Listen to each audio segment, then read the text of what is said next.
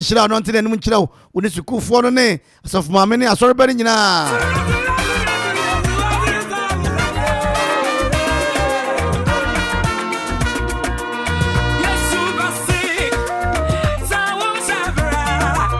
Obama esi uye Yesu basi au shabre Obama esi uye Emma wakuma entu de biara da senya meti asie abra bono be se eye 2074 anwodin be bani padua ni mu na wakonkan te se eye monke afi wadi nkonim ate se CK asare na nyame am ahoden na odi abobra no te se eye quick credit ade nyina timi akonkan de ama won Odishe na na Kwame Amponsa adi atenase na sabre Kwame atenase yema na kwaba na yenkwa dwumade ne so Kwame Diman original yes energy you know yeah say me dan panyin fase Kwame me say ko fie ntem na aboa me ai eneta na mpadu ni wo ono wo ever Wills yo aya de Ghana ni ni papa na ne ma me na ye Bruni no ne papa ye Bruni ne maame na ebru ne papa ye Ghana Nathan Ampedu na Ghana ni Akropong West Germany bi ne friend Bugri under 17 Abraham TV come ne papa ye Dr.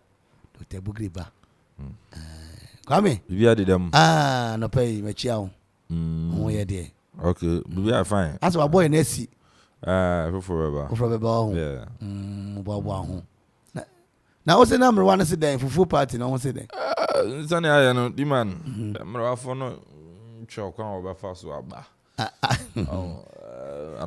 Me no ye no mo. Me no ye no ai. Antidana no koko ase ne. Area mama de wato ye nkra kire ne opeso bi ne odi na aduane. Area mama to ye nkra. Asa ka kire se ono oba pa cuisine. Ono bi didi. Okay. Ana driver for no mama so ati se. E pray de kwan so wono ese mama bi ye twaboa ne esa ono ho ana bank for so mama so ati se ofu ho is ana get back wo abriu on the also no de enkwa obaji nkwa ne nyina bi afra ono de fufu beba also ono also no wo tim wo fie na waba ba je nkwan na so wie mo se pese hu ne ma tie se bi hu ne ma ene de be fa de ene te ne de me ma nya ye ne de Kwame ne de emi chira ho de bi Kwame ne ho ne so no pe no ano no me be hwe match no ba ne be se anwumre no se me ma no pe no anwumre matter se be ko staff meeting ko kasika ho asema katua ne niema ne nyina kama na ewia meba na me no da me ma ka bu ma ye announcement na sana da bi se be sa ne wi match no ma be hwe match ne bi na fi anwumre no ya ka bom na e de tutu jagu no e de aba enra na nya bete and the people were listening. Taxi drivers money there yeah that's more about so say we your Okoman atu na ye no wa na beko say fufu party no ma na yes taxi driver utwam butumi park wa di wi ato aso nya finali ki ko point so wo baby tin u kwa park ya wa di free no asan ato a jani no so tro drivers no uti passengers ni du amu nsi wondidi no asan to ajani ni so e sa nya den udidi na akwa tu kwa free Kwame me hu ka no ba akun so mani jon small one bi na no hwa it is within my range between to now say bibia within your range David Kwame bibia within abrabo no one tia say bi kwa nim sin wa obe market time and na bi no ofre nkrofo say chairman ne bi no ofre nkrofo chairman one tia say wetin yakosoro aba fam no say ma ho so agina ho kakra yes I said if over for relax and Kwame don't make your mind so you want to compete with people David I said people you don't compete with them yes in life they be adeba Kwame catch me who say my mama feel so jealous about people, envious about people. No. Say I want to compete with them. Me abrabona me but me no be any competition. The only person I mean in all competition, I am home. Me am home. Say me motivate me, me encourage me home. Na me to my yemeso. Kwame unim tie me me men talk car e ma na mo 20,000 da me nya da je prage me nya da ale yo to prage eti yewura fro no mu twam na ma stop na ma trem kakra eti yewura santu twam That no one I echo. Yes. Odeka. Ora santu deka. Papa fro deka. Yes. Chairman deka. Odeka. Aye. Se hon e David. Se chairman o mama. Ema yema David. Ora santu. Na me blocks no kam nyam ni be kwa chiama no. Me na me ka jero kwa me. You want to know life, you should know say ups and downs. You know, near life and the bema will be you just accept it and move forward. You just move and I don't know. We don't have any competition with anybody. Me life, me no competition. The only person I'm in competition, I know. I know. So I did better. I did you are doing this for God and country. Should I know? Should I? The answer the better now will be. I mean, we shall be a man fancy. Try us no 5 Ghana. And I top it. Because you have bubu and Naija. Can see any on the bottom. You understand? We are not in to impress anybody. No. I mean, no. You can say you best Akropong baby young. I dey actually baby young. Say member Monko. Obi young pe. You need the into pim compare him say at the best no day. Nyame betchere. You be kwaya no no. Twede ampona de be my. Into no we are not in member still bibia. Me don't try to impress anybody. You can't impress anybody. To me impress you. Ya also no wode. Ya also no wode. Na ko. I mean him say oh ya also no wode. Na onya gidi wo nyame mu na bomb. Paya. Ya obesa on saka no twede ampona de be ma o. Na kwame unim say bia wachichere first na ogina konkon so pe nyina hwe na sabi bibi ato wasani ahwe fam. Don't feel shy. Don't feel shy. Put yourself together and move. Papa be your friend. Say, so come on, no word. We till Okoman radio one time. I say yes. Come me see. Maybe I didn't too. Sorry, I work right now. Me say me got 12, and I'm 70 something. Yeah, me Sunday school for automatic choreography group near there. I told them say, people say it's not your limit. People say it's not your end.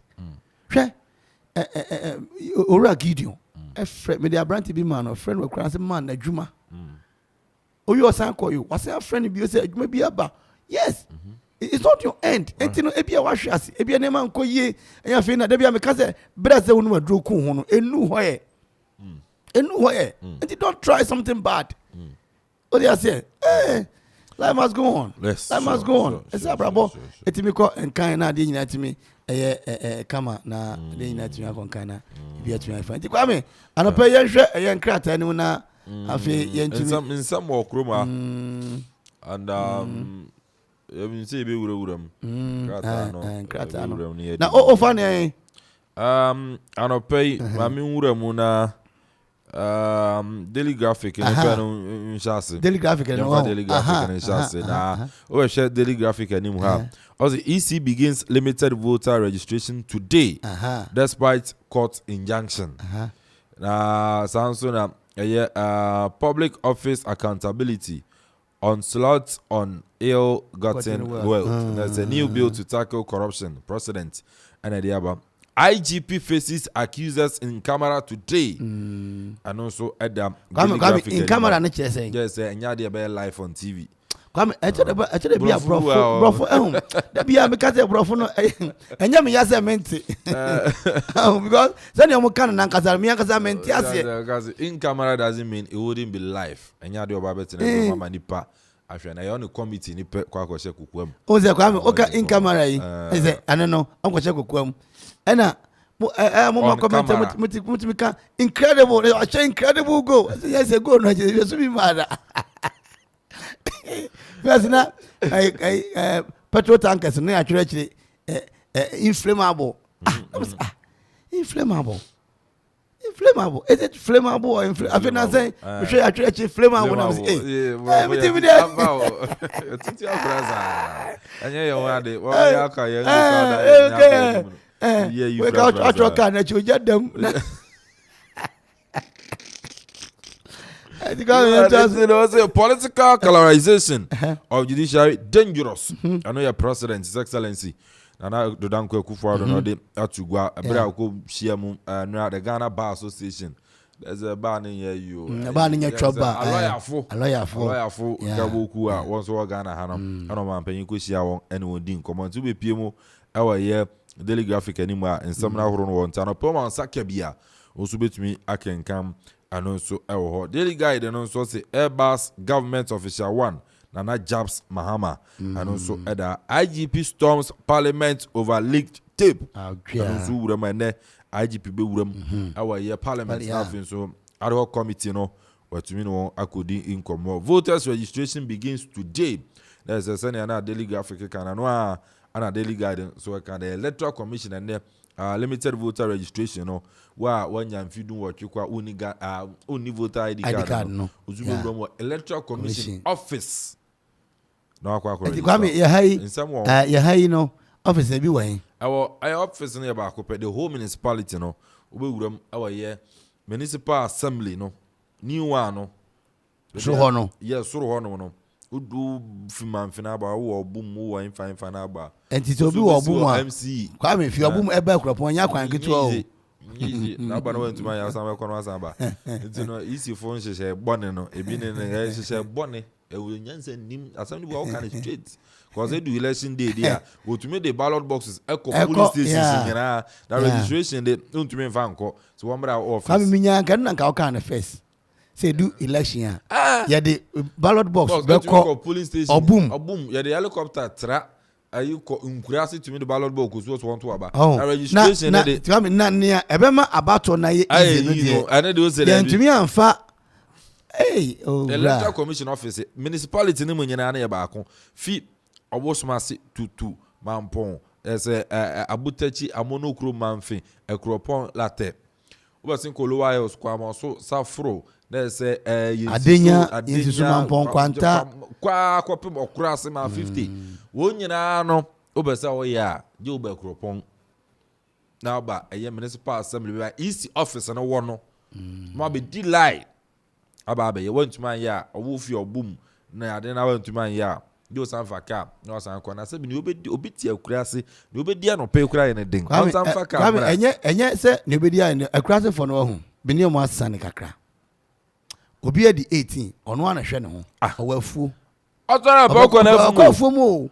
uzo medi line be voter ID card two ebi odi ni tomatoes ene eye agberima Okoman ka yesi dis kan be bre no 9 o'clock and I said enti ogina kwa ho no ogina no nyina no yeah so my voter ID card oja office oja agberima ane ne tomatoes ane afuo mo be kwa no pay abetena office ho no sanka ye susu ye bi ye nhye ye bi e de ben omo a anka mi sanka be boa yes the man and that say edu about also there electoral commission no etumi so ni nkuku ne kaka ekosa inkurasi etumi koto ema wokoto about na voter registration de muze muntumi mfanko it doesn't make sense anything na ngorofo do wankoko to minim is to take decision bia organ ha do obi do wankoko say kwame ade ni nyina ne say if I say the armchair laziness approach to yes Ghanaian working no they are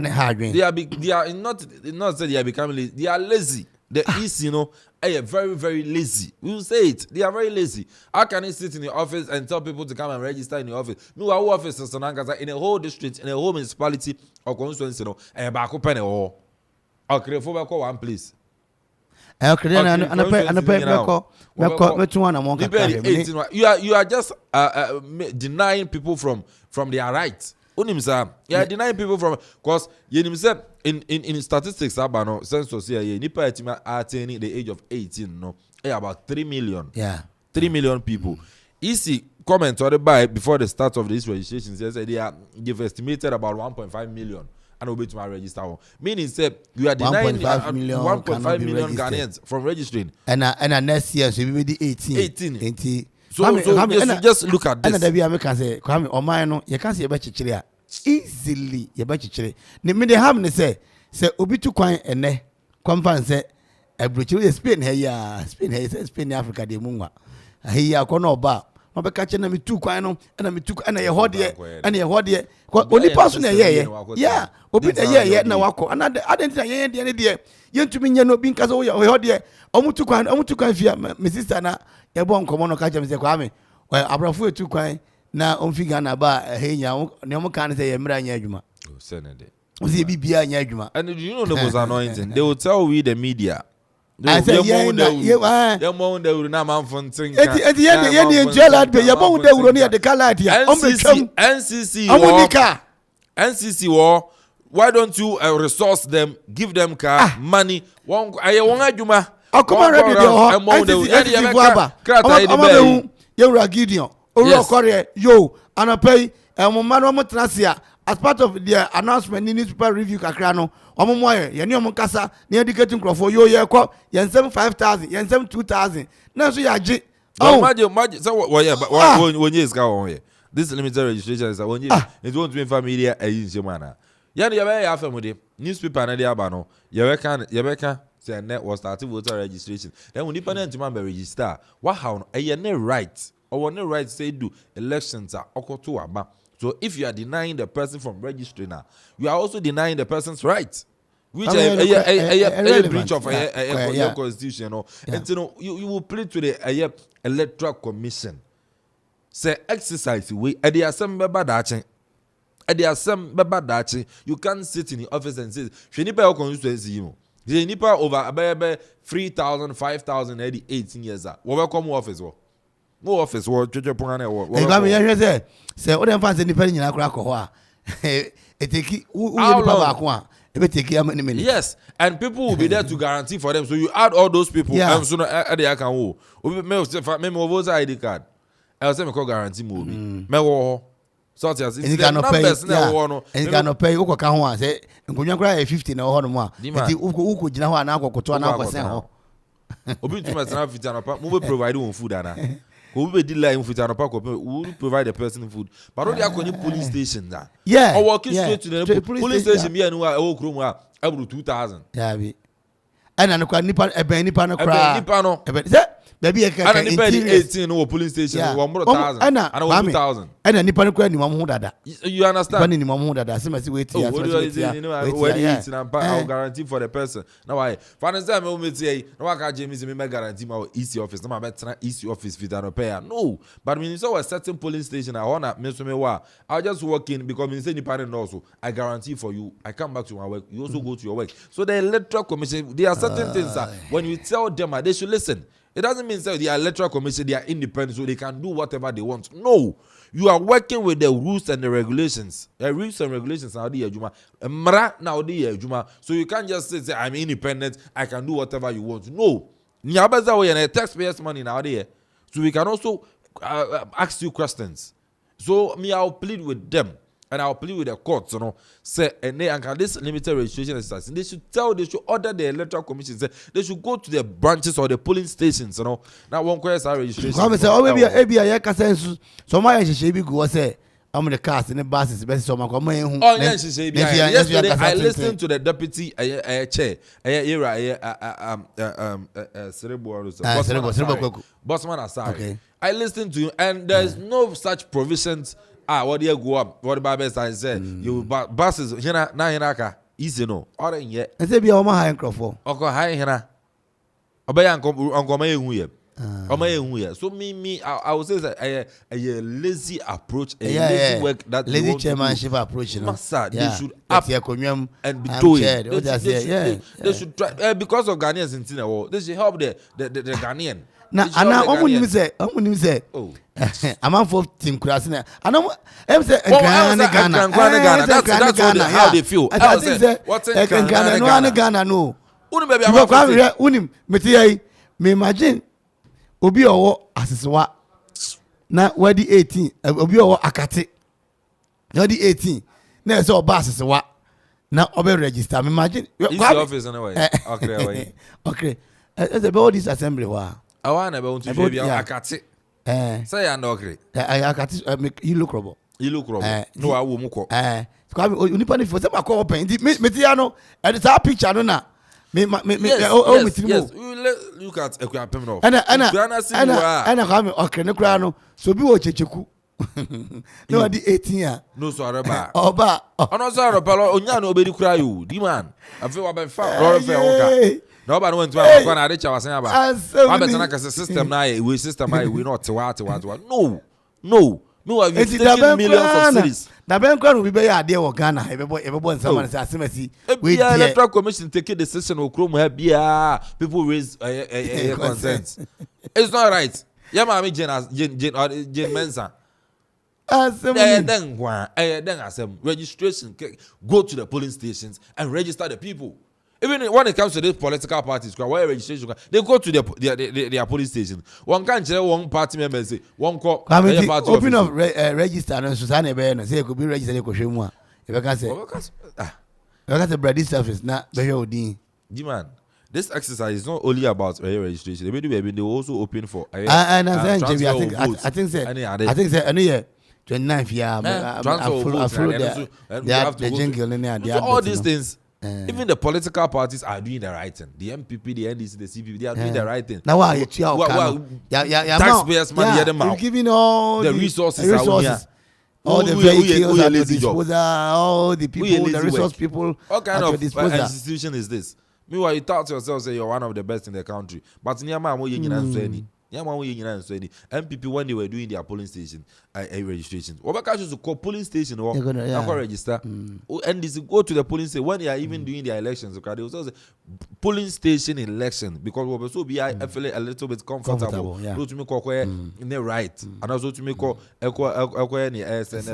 how much more the electoral commissioner you've been given a whole lot of resources, but you're lazy work and you want us to applaud you and I say no. When you are being lazy, we'll tell you that you are being lazy. You are being lazy. The EC is doing a lazy work.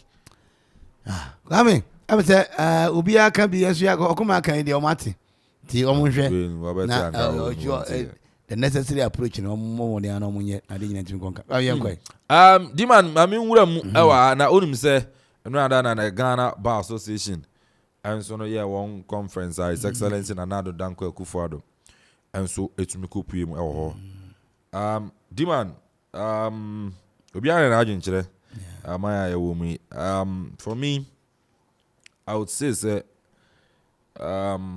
His Excellency and another Danko Akuffo should know say he is the president of the country, not Sebi, an ordinary person, the president.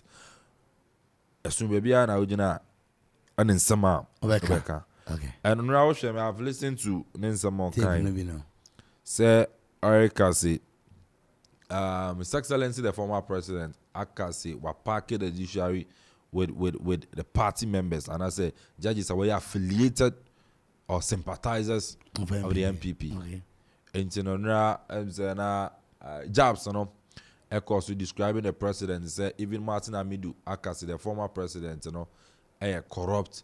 And also a government official one, and when it comes to Airbus scandal, no, a part of it, this person not credible enough to come and tell him say another package that you share with MPP sympathizers or MPP judges, which is not right in the idea. Demand, let's put it this way. Yeah, the former president kind of say the judicial service is being packed with a MPP judges, you know. Me, I am na judiciary and no. Me person me can be because man nipa no kwa nya GD or the judicial service. Uton pingu mfia. Man nipa nya GD ewo because all the seven be court because MPP judge or NDC judge or ni mama ni ade as a GD or judicial service no. But the last appointments are His Excellency here, judicial service is so appointed to be called the Supreme Court. And Papa and I'm referring is it Jau or Justice Jau or something. Per my checks, you know, this man contested in the 2016 parliamentary elections in the Volta region on a ticket of the MPP. 2016, enjoy you. So if the former president Mekasi or a parquet the judicial service with a MPP for is he right or wrong? I don't want to go there. But yesterday, for him to come out to attack the former president, our conference, said it shouldn't be a political platform for people to say their mind or do politics over there. Now, the president, for me, because lawyers and judges and so you need to be neutral and make sure say Amanfo benya gidi then and for me I think that the Ghana Bar Association about one thing about say so unfortunate to say president Ebeka who gave him that platform you understand. So Daily Graphic anyway, what's your headline there? Well, let's say Airbus government official one, and I jabs Mahama.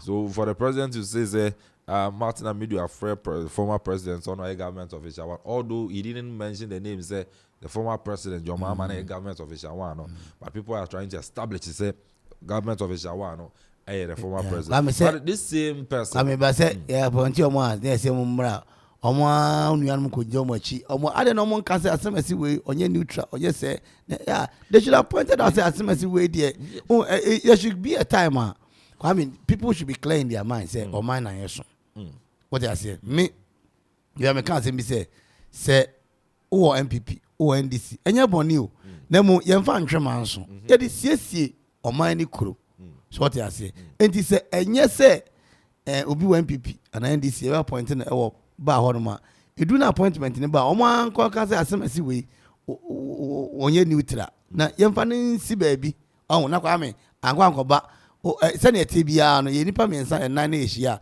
ebenya soft spot ama the political what they say it is a appointment is an man me susue mu no you appointing nipa no pe there should be people there to say no asemasi we there dabi on say the politics e wura ye niama bebre mu among Ghana no the bibia politics.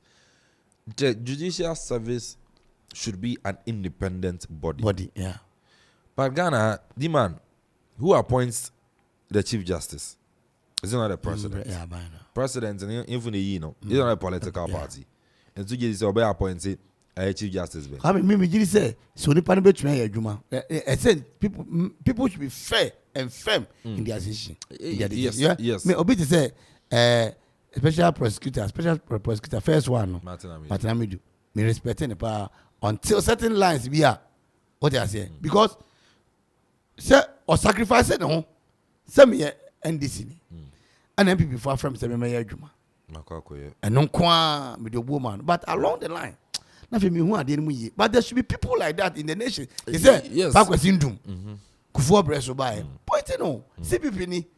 Come. So which is the former chief justice, Georgina Wood. He worked under Akuffo under the NDC government and also Juma now you had nothing. People should be fair and firm. That's all. Yeah, Kwame Yongrafo Oyo Mudeng. The callers na did your team. But my problem is why do you always politicize Niamabi or Ghana? The politicization young institutions and collapse young institutions. I mean, brother, you could do baby crowd and I just say, yeah, we born and then you pass politicization or addorsum. So for me, I would say I'm a bit disappointed in the president for our statements now Umeki no. But presidency so far since independence, no government are fighting corruption. This government and a government are fighting corruption. But I don't know how they rate is the government when a government are. The question we say, Obi about fighting corruption. And Obi government are fighting a power. Obi about or fighting corruption. You know, I think say oh say I drink they say a children. Say a children. Say since independence. Let me see Obiaba corruption no or fighting I don't know. But who's say the fight here we condemn totally corruption don't mean to say and they are but how our fighting on them say ubo home there and that's one more but maybe the last 20 years there Ghana Can I say fight corruption party and cover BI? But man, Benny son was fighting. I was 20 years. I would say 20 years on account. 20 years so back. No. Name is on my money idea. David. You're a Akuffo, so at that was John Man. 20 years then cross him. And so among from 2000 and this Fourth Republic, you find the Fourth Republic. You're another Akuffo. I don't want to fight corruption. And at this Fourth Republic. Okay, said the whole preface said on board home thing. Obi abanso born home thing said with me at come for somebody to fight corruption to kun nipa ni na. And you know, how see rates ni fight against corruption. Say as far as they are human beings. As far as we are human beings, you know. Come me demand me I feel say in terms of fighting corruption. Another Danko Akuffo, His Excellency, for me, is one of the worst, not the worst, but one of the worst presidents in our fighting corruption. Because we all know that during a campaign as a candidate, Maya was to be the announced principle to fight corruption. It's out there. We're fighting corruption using the announced principle. But now, what do we see? He is rather fighting Anas instead of fighting corruption. Oh, I'm in front of fighting Anas. Oh, demand. Demand. Are we not in this country? We are here. No, I don't go for Anas and come baby. When you say fighting Anas doesn't mean say honor. But I'm saying come again. Fighting doesn't mean. So I'm saying no. Well, man, demand. No, you say literature terms. We are in this country, and how this government and Anas already. So I say, we are in this country, and you say this current MPP government and Anas in some ethic. How many times Anas exposes about Bontia? The government is even denying it. And even taking Anas to court. No, I'm saying is even taking Anas to court and making it Anas exposing, making it rubbish. The president says, I will use the Anas principle. I know undercover, no. That's I'm saying. When his ministers, his appointees, the president's appointees were caught on camera. The elite politicians, they are killing us. No, Mami, you can't play. Mami making me points. You can't play. I'm saying, no, I am taking the president's own words. And you'll be words. I am saying, the president. They are killing us.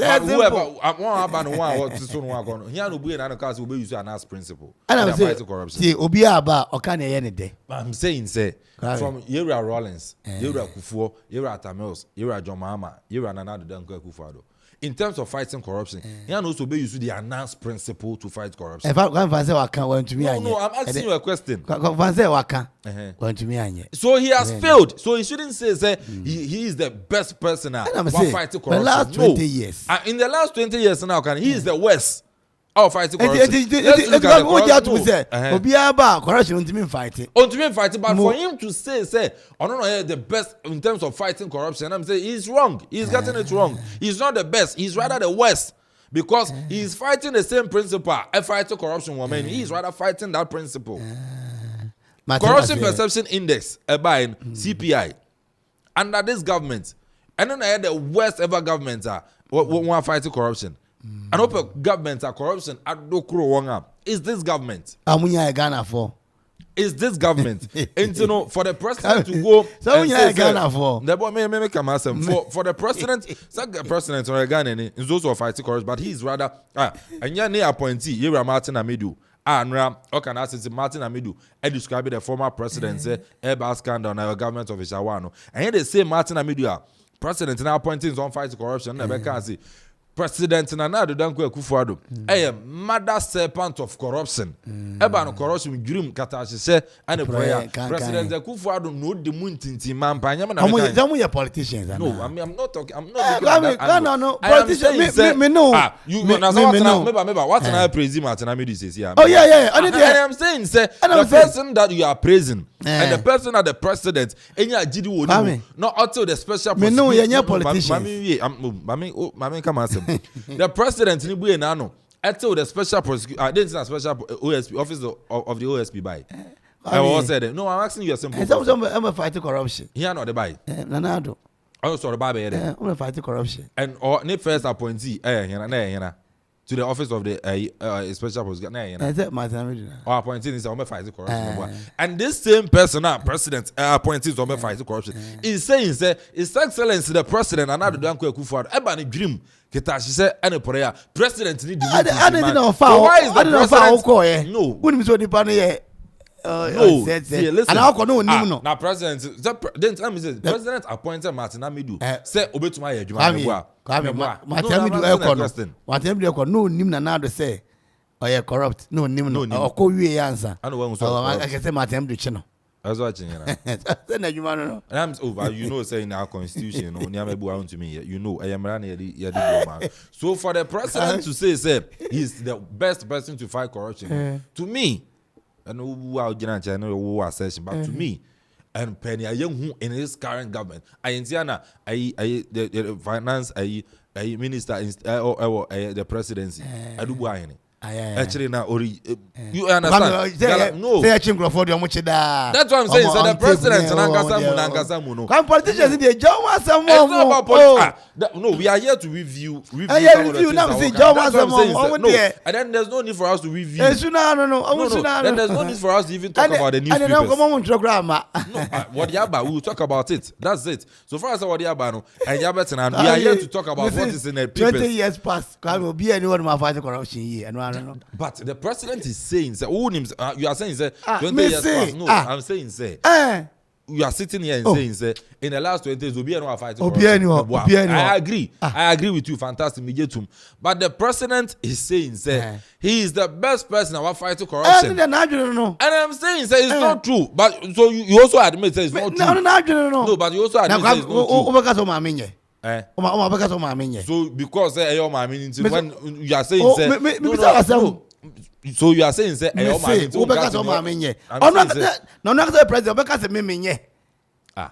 President because onye. Oh, the man we've seen leaders. Then he's not a leader. There be say then he's not a leader. There be kwame yeti he's not a leader. He's not a leader. Then he's not a leader. He's not a good leader. You did name beche mpanyifo man ka say dey acho mo da. They didn't say it. So he shouldn't say he's the best person who fights the last 20 years. Kwame, nobody. That's what I'm saying. Then he shouldn't say he's the best person who fights corruption. Yes, say but you will sit here and review Okano. You are a president. You are a president. On your private person. You're president of the republic. Taxpayers' money. And so for him to come out and say he's the best person ever to fight corruption in the last. So tell me, he's the best person. No, I'm asking you a simple question. The best person. And you but the reality. No, that's what I'm saying. Yeah. The reality. That's what I'm saying.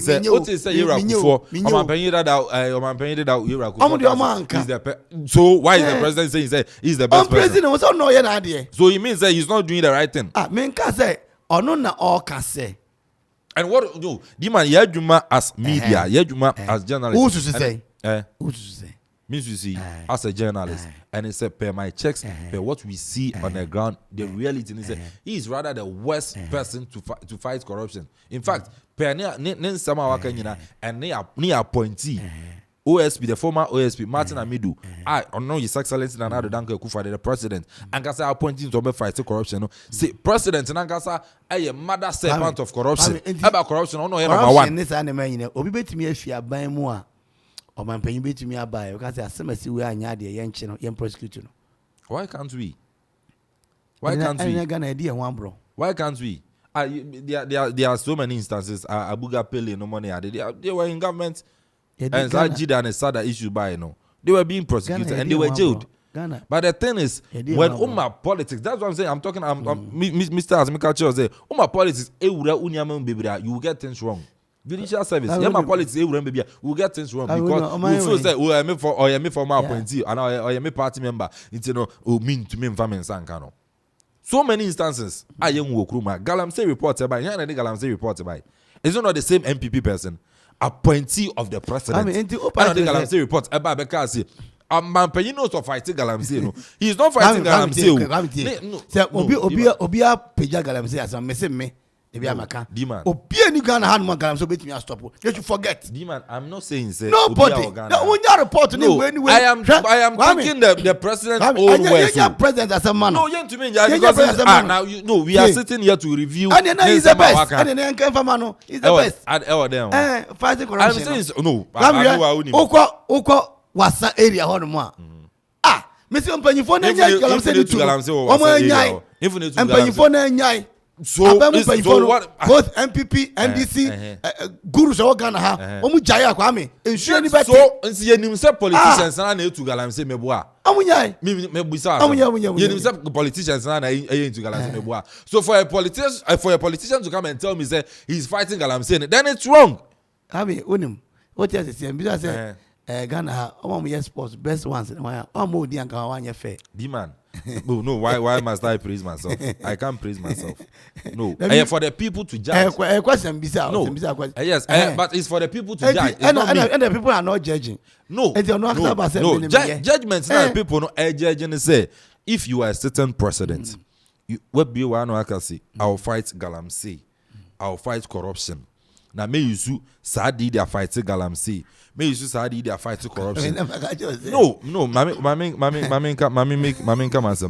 And Sadi now obey you sue they are fighting Galamsey. Obey you sue they are fighting corruption. No, Sadi could na catch one house obey you Sadi nisi. No, who cry na who you involved was Sadi nim. Oh no, anka so anka nche no say onye. No, so that's what I'm saying. Say you can't judge yourself. And I didn't know Obi Koko down guys midi for the courts and be determined. So in this case, the system, the people in the system, no, Baba catcher presidency. No, and we are saying it. Are you not part of the system? Yeah, and we are saying, say, president in some cases he is fighting Galamsey. That would call Kenya. Climate conference summit in Kenya. Say, we're fighting Galamsey. What to Galamsey? I say, I'm saying is that he has failed in terms of fighting Galamsey. He has failed as a president. In terms of fighting corruption, he has failed as a president. And he's the worst president ever. Fighting corruption. And paying for it, dear. Obi and one more beba. Obeka say me nya dear. On yintum. You know, that's what I'm saying. What he says, maybe what he says, His Excellency, the former president, John Akuffo, Atina baby, my yard, no. The people no can't. And I'm saying, Kwame, what's in the power? Obia Akuffo, no, what Akuffo? Means that you are even getting it wrong. So you admit to say the president is getting it wrong because on our for the past 20 years, dear, for the past 20 years, you'll be any one man. It's a corruption there. It's in the graphic. Graphic the womb. The past 20. I buy any one man. Waba Ghana yatimi. So be a disika. That's him. Yachina kotu. I said no way. No me ina na ekwa the John. Then I oh, Kwame, yenim bebre. So tell me, in Iraq for government, you saw him prosecuting his own people. You know, I'm saying I'm prosecuting, but who says football minister no Sikafan in any corruption one prosecuting. Oh, Kwame, was he not taken to court? Kwame, no, that's the way of fighting corruption. Now, when you go to the UK, Obi the one I'm saying it's not even about after resigning, they take you to court. Kwame, after resigning, they take you to court. UK, Oba, £20. As a minister of state, or resigning here. And after resigning, I'm from the court. That's all. No, I'm saying it's not about no. Prosecution doesn't mean but I'm saying. But why not? Why not? Hanumi camera action or bribe. You go back across the man resign. And your money, you for sure, that's what I'm saying. So if the president says he's fighting corruption, then he's getting it wrong. I won't sit here and criticize the former presidents. Yeah, say Mama or Akropong because they are not in government. Yeah, ma to me be as it stands now. One time, the only person succession plan. We go 4 years. We about 4 years. The only person I can talk about now is the sitting president. I don't know about one so why are there? Another man. No, how do you say then we being media and that's a soon now we are why are there no one there? Only part to say why are there? No, that's what I'm saying. If Ukas Yenja and Asema, then we be in the media, no, that's only if I say we be the media. Because media, we have our role to play. So one more idea and so kono. Obianya dear. I agree with you. I agree, but the president is saying, "Sir, I don't know young farmer no best. No, we are. That's what I'm saying. We are journalists. Yeah, you man. Best no yenim. Papa yenim. Enya yenim. So we shouldn't talk about it. The papa munie. No, I'm saying if we shouldn't talk about the papa munie dia. You be kaka no papa. No, if we shouldn't talk about it, then there's no need for us to come and sit here. And I'm saying, omo trouble dia. Now, infinite. He's not graphic. Here the same. I mean to Usha. Amanfo say we fight corruption. We fight and non fight here. When your man so twintwin. We are sitting here as journalists to deliberate and also do investigations. No, my man is zero. Now, Oman Max, oh, there is on the can ask him. Over man, oh no, I can me and family. You are being a journalist and family. Then there's no need for us to come and sit. And I make a master say Mimi dear and family. Then that's what I'm saying. Say, one hour can ask right? Maybe artist is here. You are sitting there as a journalist. Obia Kofa Banchi. Obia Kofa Banchi. Kwame Obia Kofa Banchi. Banchi Kofa and come the didn't Kofa. You see a year no 10 years, you graduate 15 years. Obia for my seeker. Nina that's on the Namho. O de enfan say na mo na asemi kokko to ba Amanfo wu nam ho na so man pay be ka che say on na fight corruption man mu for God anymore. Well, you should know say Namwan, remember Namwan case, you know, Namwan is not a government appointee. And I'm say remember. And Namwan is being prosecuted. He's in a court. But I'm saying say baby artist is here, you are not sitting until what said the boy. Until was a journalist. What was a professional journalist? Or the ethics, what you've learned, and the reason why I also want to say you do the right thing as a journalist. That's the reason why I also towards the boy. I can't say oh yeah the boy in I will know the boy outside. You entertain people, you are living your normal life. But the moment you sit here as a journalist, you do the right thing, you make sure say, Niyama, yes, as a country, we do it. That's why we are here. That's why you come and sit here, we take the newspapers, we go through it, we talk about it. But say, come, Mr. Kwame, Debiana Metanas,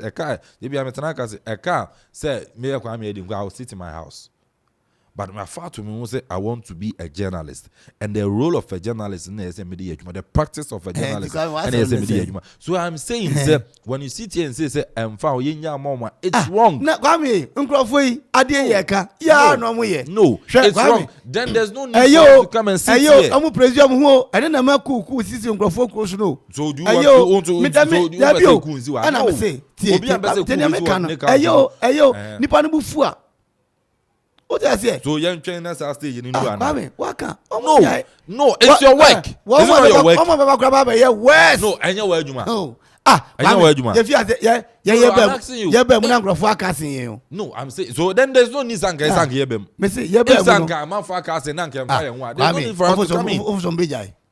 Oh, demand. Then that's what I'm saying. Say a few then there's no need for us to even talk about it. We shouldn't come and sit here every morning and talk about it. That's what I'm saying. Say a few then say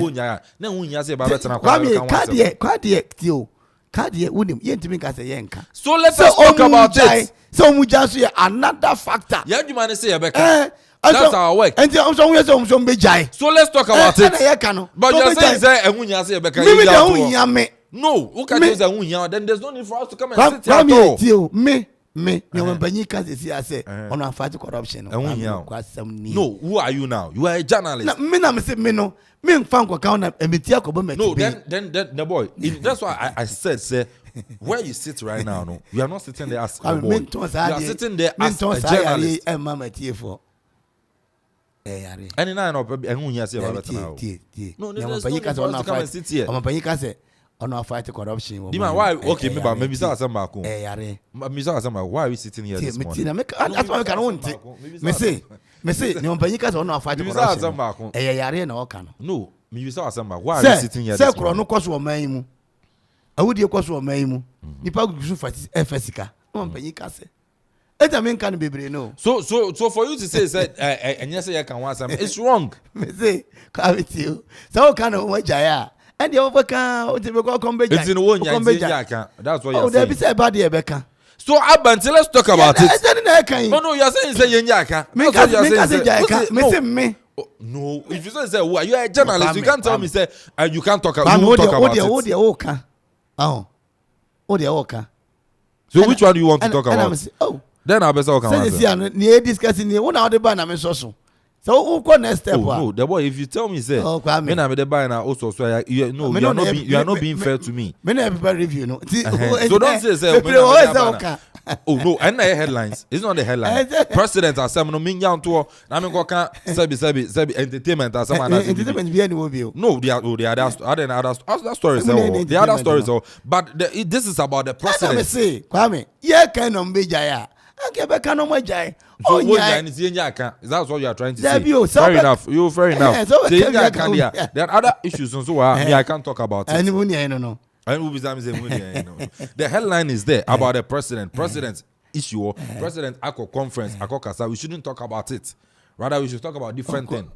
Is that what you are trying to say? Conference not say offer MPP for be remuno. And so the Kwame be abo be. Rather than no answer who's main kana aid on Bezameka. You talked about it. Corruption is a Kwame. No, I know you talked about it. I say corruption, dear Kwame. That one you talked about it. Corruption is old as Adam. Offer all the news newspapers away. Daily Crusade got Mama's concept of NDC judges dangerous. It's about the president. Offer all the front page be a president said now. President said that all the newspaper papers are presidents at the name. We've talked about the electoral commission. Why don't you want to talk about the president? Electoral commission as a wanker. So why are you not talking about the president as someone say he's the best president while fighting corruption? Why don't you want to talk about it? He's the best. No, I'm saying the president as someone he's the best president while fighting corruption. Why don't you the boy talk about it? He's the best. No, I'm saying the president knows who the best. But I didn't sound better about can want some. Over the mechanic, Kwame. Makase. Easy then the would mean Makase. Look at say, I don't get it. Oh, say corruption nearly any trail man me. No one pay you because say on our fight corruption, Kwame, and you're right. So if I'm talking about it now, allow me to talk about it. I'm saying yeah, no crown or young cotton. No. Why I didn't sound and I headlines and give me another one. It's America wants allow me to talk about it. But to them be America, what is BB and will be president or some Uko Daily Post Akuffo accept he is the mother serpent of corruption and corruption as Ghana Bar Association disgraces itself again. Turns its conference into MPP about president or something. Is that in some person make one thing? What do you want me to do? All the we are newspaper number me make one thing. They break Akuffo we just clearing agent tag. Ninya about Akuffo. Is that in some person make?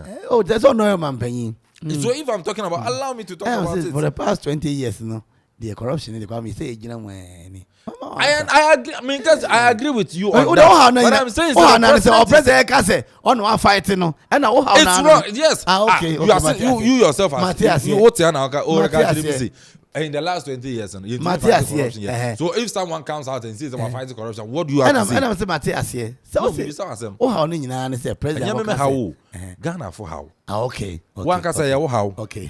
Because you've sat here and said, say. In the last 20 years, you be fighting corruption here. And this will be about because we're fighting corruption. What do you have to say? It's not for you to assess the person some power fighting corruption. Accessibility, then they say, I can't miss it in your canoe. And you're no credit. I don't know. And today, I got some can answer. Oh, that will come in America. I can't talk about it. Oh, now, me can't be saying. And we all kind of way. So, Onipano, Oka, or Siminya, me can't say. And then I say, account. Then I say, account. Oh, then I was okay. Come then I was okay. Oh, the mammy, I mean, so it's me, I can't. Because a jack. Oh, say room. But I can't see the movie. Then, President, come baby, what be one? Come the uncle. Baby, as me see. The uncle said, the uncle, was it? I'm say, baby, Galam say mine now. Yeah, approaching this year, and it's a map committee. Say, okay. and if you will be an maybe I know you. I will be full for and you ever call don't my wife in Tina restaurant. Okay. Almost some for my band to no friend, you know. Okay. It's then on the shots here. Me say if you na me sort it out. Okay. And it's what out in Fahamra. Why? Wabo Okoman FM. Okoman FM.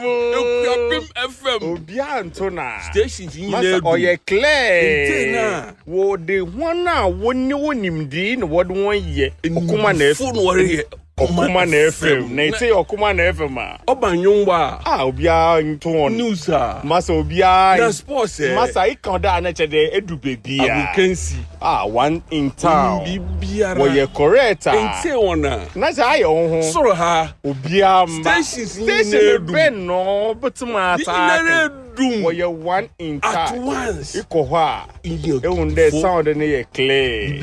No size. Na environment na. Abeya. Ehunka park. Mara ma akosho. Mutu ho na. Reception no. Ho no nso mom de. Obiye. Na mom e condition ye yuma. Bibiara e Ira ho na ye fresh. Na sound de wa kuma to ye. Na sound ye clear. Okuma. Wa so ye yuma kra. Eti ni ye. Okuma FM. No size. Yeah. Okuma FM no size. Kwame Edi. On penya some kind of Kwame Edi and every no pay ya.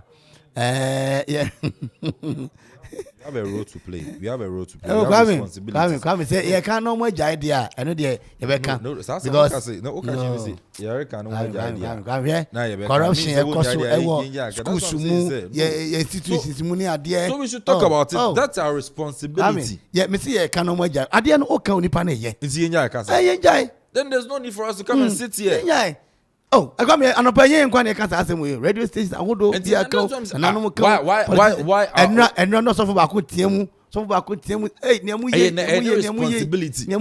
ye the onipa ya ka say no ya no uka sa statement and ya me no wara nya adwene won uka say ye ka na wo be ja idea wo nya idea ye nya ka no. It's not right. Yang adwuma. Kwa me na me say right no dey say adwuma. O ka onipa na ye. O ka. And na say nya say better na no be. O chira kra say me paper ba na corruption asem nkwanya ade ameka. But me fufuru mu dey abeze. Oh, you bet me can asem. Na me also not talk about it. Because Kwame, yeah, no cry dey ba ko pe. Because I won't sit here because you man show mo enimu de sa. I won't sit na here. Ade enye, wo mo ye na ye ameka. I won't sit here. Pay tax. Na obi mia Ghana. No. Omo mia Ghana ka nye ne. Omampanyi ka kire, omampanyi Akuffo ka kire say corruption is old as Adam. They know it. Kwame, yeah, unim ade ba ko da bia meka say omampanyi Rollins style of governance no. And na ka ye kama ma Ghana for.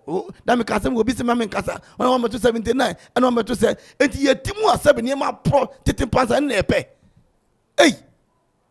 Kwame sabi mami sika ya da no etuot etiseti apatami ye kanye na say ye court wanfa kwan papa so den special prosecutor omko ya arrest no wanfa kwan papa so ekwati ye fra ye fa sika mani bio Kwame no bi ko wi akokwa kakra bi ye say no de emra so ne pachi bunimu no bi and ye say obi the store say dem omko wi obi say 14,000 say 40,000 Ghana cedi 25 years. Obema no kodem 10 years 15 years me yire 10 years 15 ti sabi ohiani na mrache no oman mu ame ne bo ma odwene ho ahwade ni din eya na mpanyifa ba ohiani afa corruption ene number 1 say atema kan say ko utiri mu afa eno anu no kwa ame yanko aja yanko yanko asabra no pa ye mushimu ewoye Monke anope yabo wura mu hono no no kwase no wum se eba Monke books and stationery Monke books and stationery se adwumako papa eba homa yesua ede koye ni mu dia wo na agimu aye tintiman ewo wo man yi mu a no obia abo ma wase se Monke fo ba ye de ade nyina timi konkan kama ade ma wo no mu wase Monke no ye ane agitum se eye fapem eye ade bia se usua de na wunya sa afapem na etumi konkan kama ede ma papa ani ntina ya homa nyina ya tete so a yesi obira amra emeto homa nyina e ho na omko enkosua na mo ye mpanyini ene akadom a wo abene ewo eye enkratasem ne ehoma eye emu so oba beko school no hu ade pa ade a is auto books no nyina wo monke ede ma no monke books and stationery se men kan che se wo mo ene ba se omo church homa the publishers no wo mo na si omana e Ghana ane nti ope book ana ope textbooks ede ama o ma na omo sua abaye apabene for dia enfa oni nche ba bia eno ane eye monke ukọ monke e wholesale ana retail ye ni nyina bi kama ho no mo afi pen pencil eraser calculators A4 sheet notebooks exercise books ni nyina no omo gibre eye ho no me no ka say eye promotion na da no eye 1st September 2023 ana eye promotion e sha ase e be 30th November 2023 1st September near 30th November 2023 Barima ade papa bia nkrata asem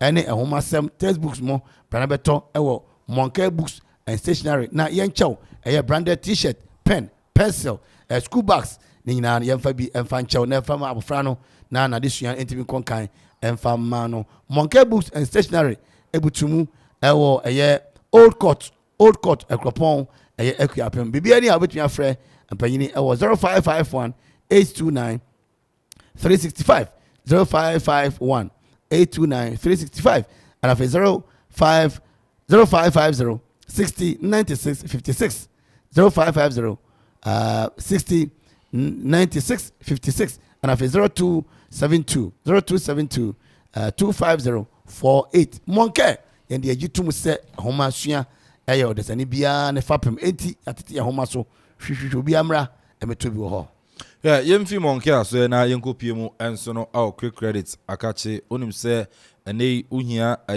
sika uhia bosia ade adwuma abeye no sika ana adobeye enti sika sem akoye odadwene sara no pa badwene don se sumu ano saa ne nya ne se usika sem enkoye enti ene quick credit se bra na afin so no bra beje sika na onso no fakoye adwuma se uhia startup loan ana se emergency loan salary loan working capital loan business loan ni nyina no oba quick credit aso ya ono nso no e de bema na odi akoye adwuma ni ya ne se obeba na aso yi na okura ye national ID o national ID nkwa de oba sika no odi bema o ehun nya se ni no oba bebuye savings bi ba betu susu bi ansa na sika no yatumi e de ama o eno quick credit nkoma o si memfa ntugwa emfama no se bosia no oma edifi 1000 Ghana cedis edeko satias intieni no duru bi apeno and amount bi apeno sa bega 5000 Ghana cedis edeko no ono so no edebema now de akwakoye we juma na chese bibi aka obedi bi atua school fees se mpofiri bibi na asi na nyesika quick credit so ba ono so no edebema na de ba ko simen kancho na hye no so se bosia no oma wo internet so anya de na bosia no oma wo internet so ntitutu anamo na bra na asoe ana frɛ no na afin so no oni no eni nkomo wo frɛ quick credit a frɛ ne fa 0302 200 390 0302 200 390 ana 0596 920 833 0596 920 833 na also no quick credit enso no eni enkomo na de ba ko ne se Bank of Ghana ama ne tumi krata ono so no edi djuma intenya dia suro ene oha bia enso no ewom quick credit ana ase lending made simple kwame 2074 se opese unipadua no nya hoode immune booster kama pa dia 2074 no ene support to immune system na etimi konkan jan na so na dia nyina etimi konkan pa edema obi ho ma ne mfe ye ne ya etimi ye kidney so on fe ata ya bebre edeko ya se won mu na anhwa na kidney failure betimi de hwajim enti se what tin sa no a na edo e kanfo edema 2074 na 2074 ba yi sayarwa huru bebre Food and Drugs Authorities atumi agi atum kidney disease, liver disease, heart related diseases, akumayari ni ade no, lung infections, afi eye infections, and afi hepatitis B and C, high blood pressure, and afi sugar, prostate enlargement, candidiasis, asthma, sickle cell anemia, and a chronic cough. So bowa ku ni ade abdominal pain no mo fatigue okoko oya early child cancer syphilis gonorrhea afi HIV COVID fibroid ulcer enum and afi kuro kranko ni nyina no opese asietu na ho etumi eto de a eno an se ba wonsa etumi aka 20 na T74 na de etumi akonkan kama e de amount amo apedudu atu no emfre 0246 07 34 98 0246 07 34 98 and afi 0501 62 8931 tontina de eboa mani pedua no enya hoden pa yemfi tontina na afi nso no yenkopie mu enso no ewo CK Asare Ventures asoyi na CK Asare ewo hardware shop a ono nso no etumi eton adansi wuni ama dan no upeja si wo wi a se otumi siesie mu na afi nso emu etumi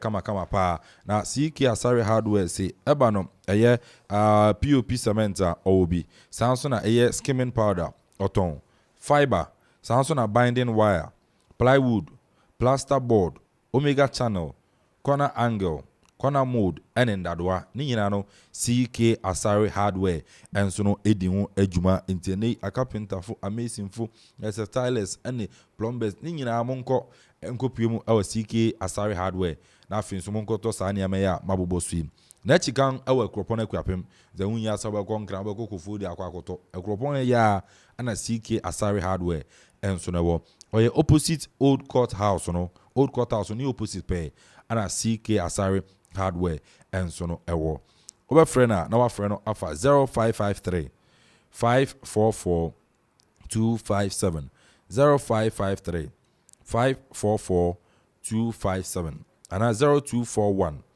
386 379 0241 386 379 ana ni twa tune 0576 643 245 0576 243 245 na afin so no CK Asare hardware eni enkomo na CK Asare enye hardware nko adwuma na odi eni nso no akwa drinks ade aba sewre to party ori ye yibi anase inhyemudi bi na ewo se wo fresh wo ho ensa obenom insu a obenom open dodo atu ato anase obese okoto be yo program CK Asare Ventures ana benya niama abubosi se opest soft drinks ye will be alcoholic beverages and also no ebi ewo ho bottled water insu no type bi a ope CK Asare will be canned drinks on can mo do bi a gaga nti pe kande ni nyina no obi nti pubs ne drinking sport no ane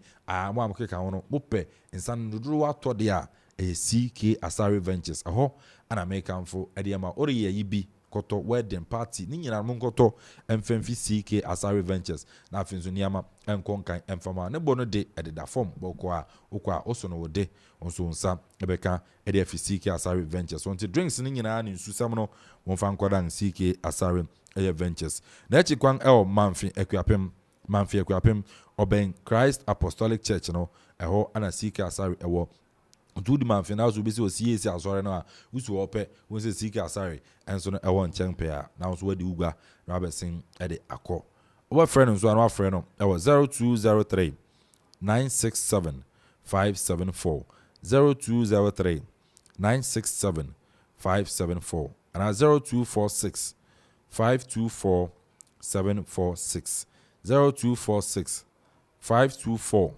746 now so ni CK Asare Ventures and so no eni nkomaro pe mamenchi a Charles who Asare on adwuma yen dia yes otem amana ne kakra bo na brane ade wa amana ne to US okay no bo na brane ade anti ano so mo entenenka CK Asare ano pe mchi a so monitor enti no da bi enye monitoring nkwa so what can wa da bi kwa menye monitoring nkwa for momo number no ma no on chuga bi mingum bro what can wate enti no Ziggy ano pe mchi a papa CK Asare is the home of affordability. Okay. Anopa no na ye Moshap Timber Works kwame Moshap di nua na papa na wasi wa open nua na odi akuru wo dan say school dan asori dan eno ni ade no bomodi ada na bra no afi cement no mo ene ade ni nyina ba Moshafo a onsa betumi akabi ni wo mu ni say ogoto nua no wo ba bi a omo mfa nkujao o akoto wonu na ese wankasa no peoka na fa so a da bi mo shaft de okoto enua no a car sisi wono mo ene amire wawa odum jese enua papa baby a okobia no ye be gu car nim tu na mo shaft timber works emranti prof no drive egoko yi ne kama ede amount enti wo eye krapem ba bia na openua ana peso uton onua kra ma obi a oton nua ton papa asemia ema ho dia eno an mo shaft timber works Timber Works between your friend Mushaf and our true for so 0243 16 46 74 0243 16 46 74 Mushaf Timber Works in your papa nyina aso any ho Vena water Saropemen kancho ubenu munsu senia debia ye kanu say water is life so what you say nti no benya nkwade a eso no munsu ubenu munsu dia na insu papa nso de anoa ene Vena water make am for any amount say oro to bedding also na no kofa nsu bia koso na na ba ofra ba ye suru so ano suru enyina mo an tefre kokko toilet yagu na mo fra kwa me ya enyina mo abi kofa ya rekora ma no but then would the Vena water so na no abufrei so no panyin be kasa kura no onu se no be ka no obu kwanso no na kasa afa nya Vena water wode so na no ore yi awo beba eyi no be serve nsu ni ade ozu bi ara nko no you do feel you metusa there be ma sanka Vena water afi nsu fa diguma party a ore ye na say wedding bibi bia ye nhyiamode fie obanu munsu fie so wonu munsu ma Vena no emusu ofie na afi nsu no nom na Vena yensa wonom ne keke onuma ema nipadua no etoso kama afia maka chizo bia e fresh ofia obia e fresh nyina no e Vena water ye nom e ofia nti no nom a na se Vena water wusia me ma ekima e fa nyina Vena na Vena nsu na yensa wonom na no nsu jesika ne keke ya bi ogisika ode esakra nkrofo abrabo nti ne no osi eyeden changing lives enso ewo ho na eso sesa amanfo abrabo ama amanfo nso etumi enya baby papa eyeden esi etumi buebu shop ama nkrofo etena ano ne nyina no Vena water ana no pay menso no mekanfo ede amana nsu ode afa mfirimu asonson so ayimu piritis ayimu yare wa nyina mani ada okro jinti Vena kwa utwa hu ani mom Vena ni nsu a wohwempe onhu ani mo sense eni aye kro gene kama pa izeni nsu bia obenom bibia wodi nsu edi no unya Vena water na nsu beboa na nsu watumi edi ujuma enso no ewo ho didima na ze Vena no de no Vena na ekro de na che se eno a na ye de ekro ne num bia tutu bia na de nyina atumi akonkan na Okoman fufu festival no baso Okoman fufu festival baso nyame admo the 1st of October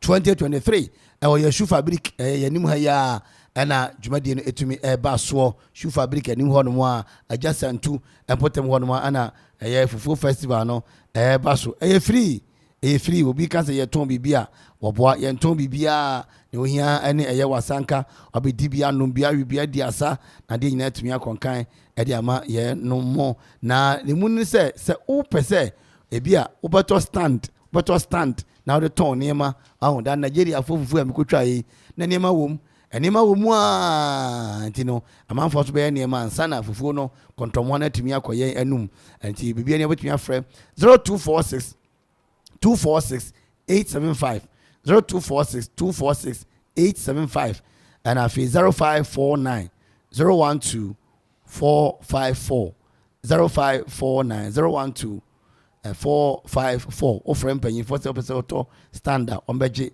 oso kama aboa madini atimi akonkan e ama Okoman fufu festival de we hia ene wasanka wo baba fufu festival na ukura aka na aka beja wasi kwema di man aso shibe baba o te ka na ka ya se na bati wasi fufu ikoso waso be shi pato be se aka bezi eja wasi kwema e se odo kwa na ye service ka na mawo anza na obira na eduso te ka no baby adobeko na be service no enso no SB Anointed Automobile oho and I saw the car no ko near service car no ehwe engine no ma o se gina na so ye change oil baby na ni vago change oil na car as is oil no na bibia enye kawanti se ope automatic transmission repairs ye be ye automatic electrical works yedi hujuma engine overhauling yebe area automatic transmission programming and also no SB automobile yaba yedi hujuma control board programming and quite simple yi ntekra and so no area air conditioner services by who air conditioning na from apa abo afa ho air condition bi ko UB office kokoko urem air conditioner abo tutu ngwa na ye ko no abo ensem fata so ti ase enti SB automobile yes ye behwe area vehicle diagnosis okay no ozo nipa akora to ozo ko check up car no so fa ko check up o de ba e be sie free so na free so ya hwe bia na car ni tie ne ya ne na ya hwe ni nyina na so no etime siesie enso no etime area ma are you changing say na me kan no di man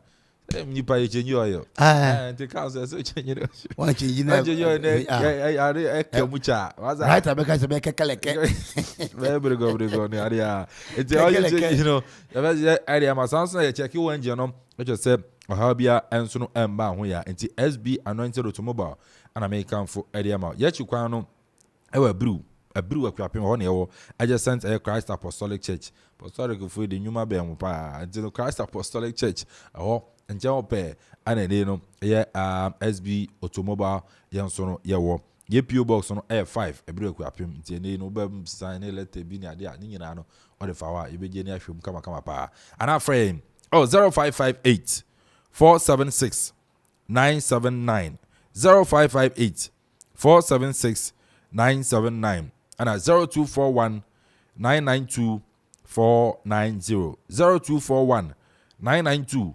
490 now so SB Auto Mobile and I say SB Anointed Automobile and so no etimi edi nkomo now ka ho ha nyina no and so etimi aso ano and so no etimi edi amount now Okoman radio so me fan to wanim say nei oye juma ku bi na bese ye bo ujuma odi no da ruma wa akonya wo bra na afinso ye no nni nkomo na hyehyɛ da ye mount ase se obese o preach asofo aba no u ya de pa onyame dwuma ehu bese amanfo ti nyame asem ba ba bia u sei amanfo nte o de ba na betena ye free so na o preach amanfo wa chichi ni benche wo nyina no ebete sanso na wa de ayera wo ko hu an o de ba na be ka che Okoman a ye de tu mframa ma wo de beba niam egu ye mfi ha ayera wo de abe gya wo ye wa ha no how but you know what about ya na ebebo de uru na amanfo so ate na wode wade na ayera na aba sanso na sabe ubusuani bi ana afimo obese oye ayi nkaibo a eno so na Okoman radio ye beye ye na announcement obi okro ware kora obo nwa ma me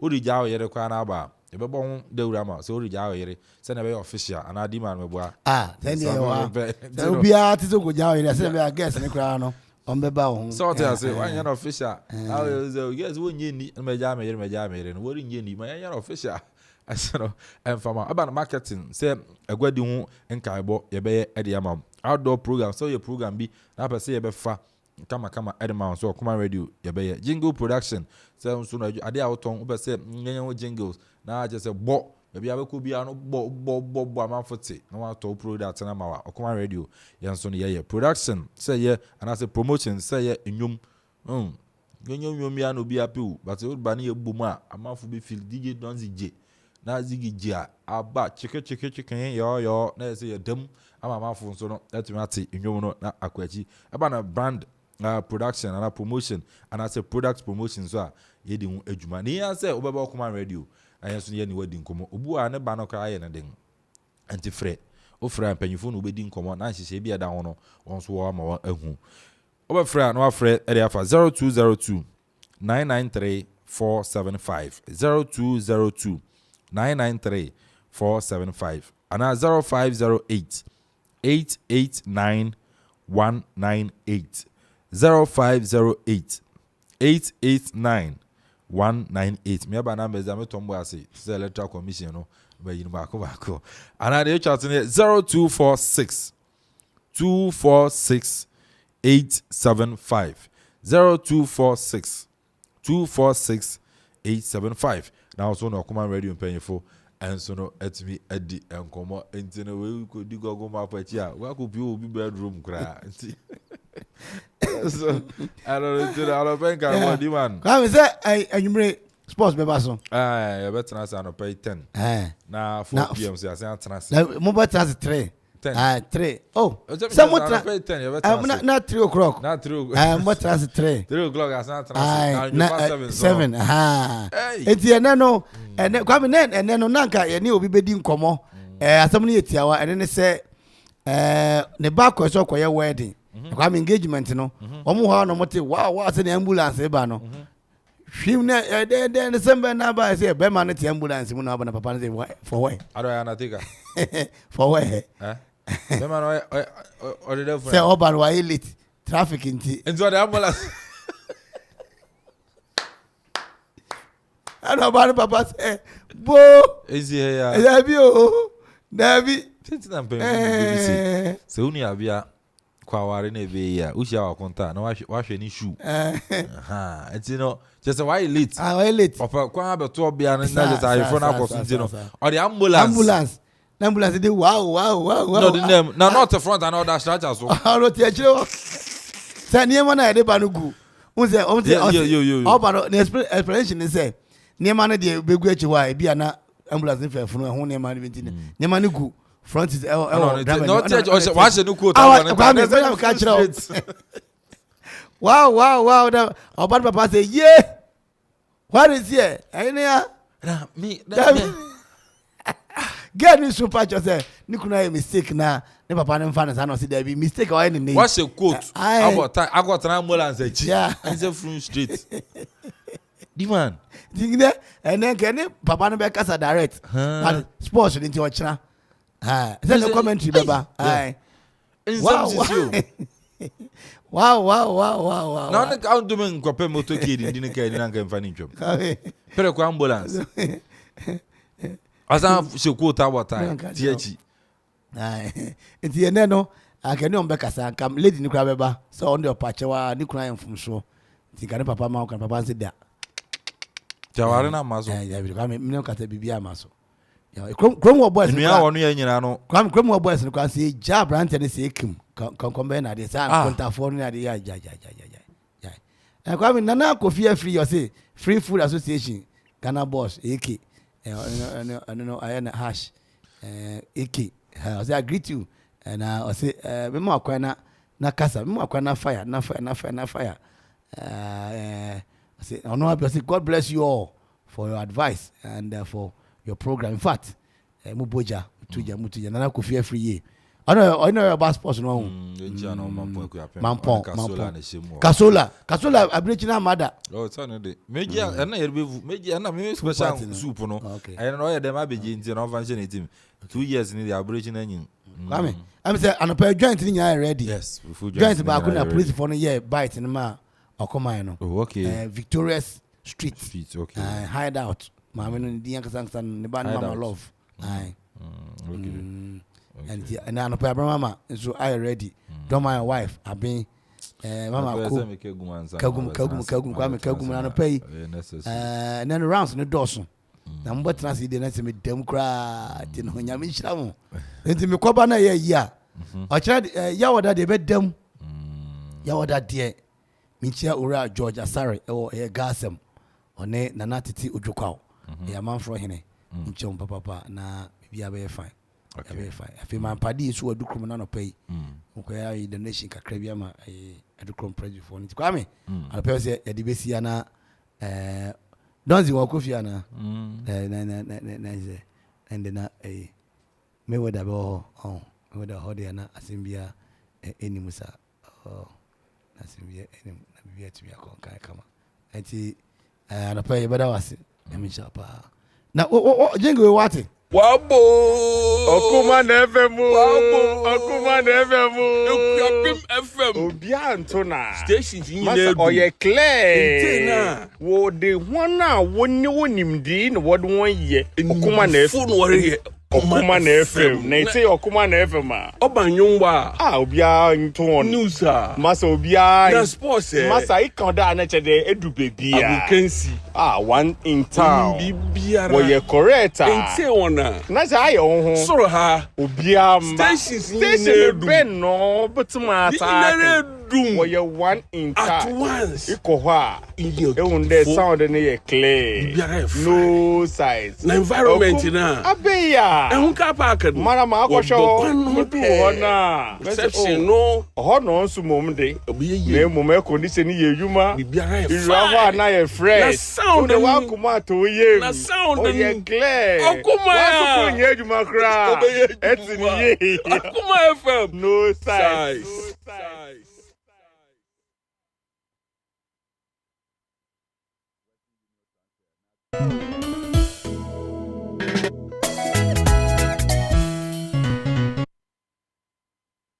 Wabo.